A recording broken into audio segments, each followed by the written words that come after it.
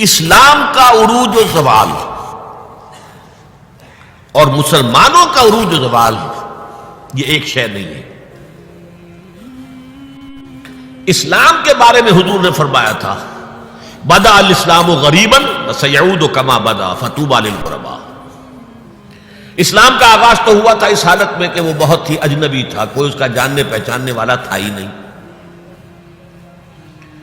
دوبارہ اگرچہ اس کے بعد حکومت تو آ گئی، ایک دور آ گیا، اسلام کا غلبہ ہو گیا، لیکن ان قریب اسلام دوبارہ غریب ہو جائے گا، دوبارہ اجنبی ہو جائے گا۔ ان قریب سیعود، سین کے ساتھ جب عربی زبان میں فعل مستقبل بنتا ہے، سوفا وہ ذرا دور کی بات ہے، لیکن وسیعود ان قریب وہ دوبارہ غریب ہو جائے گا۔ فطوبی للغرباء، تو مبارکباد اور تہنیت ہے ان لوگوں کے لیے جو اسلام کی غربت کے دور میں خود بھی غریب ہو جائیں، خود بھی اجنبی ہو جائیں۔ لوگ انہیں دقیانوسی کہیں، یہ ابھی تک چمٹے ہوئے ہیں سنت رسول کے ساتھ، یہ ابھی تک انہی چیزوں کے لیے دقیانوسی لوگ ہیں، یہ سارے فقرے ان پر شست کیے جائیں، وہ برداشت کریں، لیکن یہ کہ اسلام کا دامن ہاتھ سے نہ چھوڑیں۔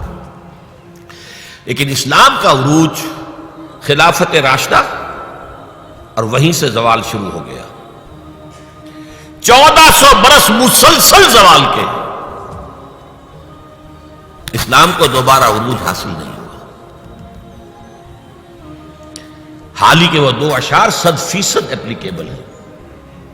پستی کا کوئی حد سے گزر نہ دیکھے، اسلام کا گر کر نہ ابھر نہ دیکھے، مانے نہ کبھی کہ مد ہے ہر جزر کے بعد، دریا کا ہمارے جو اتر نہ دیکھے۔ اسلام کا تو عروج پھر نہیں آیا، پھر وہ خلافت راشدہ تو آج تک قائم نہیں ہوئی، پھر ایک مکمل دین نظام کی حیثیت سے تو دنیا میں کہیں نہیں آیا۔ ہاں مسلمانوں کی بڑی بڑی شتوت شوکت، ان کا دبدبا، ان کا رعب، ان کی حکومت رہی ہے۔ اس میں یہ ہے کہ 2 عروج آ چکے ہیں، 2 زوال آ چکے ہیں۔ مسلمانوں کا پہلا عروج کا اسلام اور مسلمانوں کا ساتھ ساتھ، حضور کا دور خلافت راشدہ، یہاں اسلام اور مسلمان ساتھ ساتھ جا رہے ہیں۔ اس کے بعد اسلام کا تو زوال شروع ہو گیا، مسلمانوں کا عروج جاری رہا۔ دور بنو امیہ اور اس کی فتوحات، دور بنو عباس اور اس کی فتوحات، روح ارضی کی عظیم ترین سلطنت بنو عباس کی، تہذیب، تمدن، علوم، فنون، علم، روشنی۔ پھر ادھر سے بنو امیہ کا ختم ہوا، چراغ گل ہوا، تو ادھر چراغ جو ہے امیہ کا روشن ہو گیا، اسپین کے اندر، ہسپانیہ میں۔ یہ سارا دور عربوں کا عروج جاری ہے، مسلمانوں کا عروج جاری ہے، اگرچہ اسلام کا زوال خلافت راشدہ کے ساتھ ہی شروع ہو چکا۔ پھر ایک وقت آیا کہ مسلمانوں کا بھی زوال آ گیا۔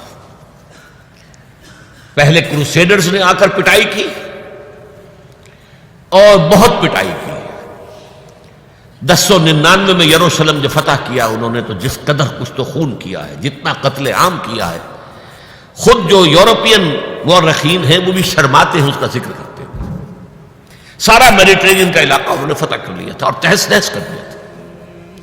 خیر اس کو تو 88 برس کے بعد صلاح الدین ایوبی رحمۃ اللہ علیہ نے واپس لے لیا، لیکن پھر اگلی صدی میں جو طوفان آیا ہے تاتاریوں کا، کروڑوں مسلمان قتل ہوئے، کروڑوں۔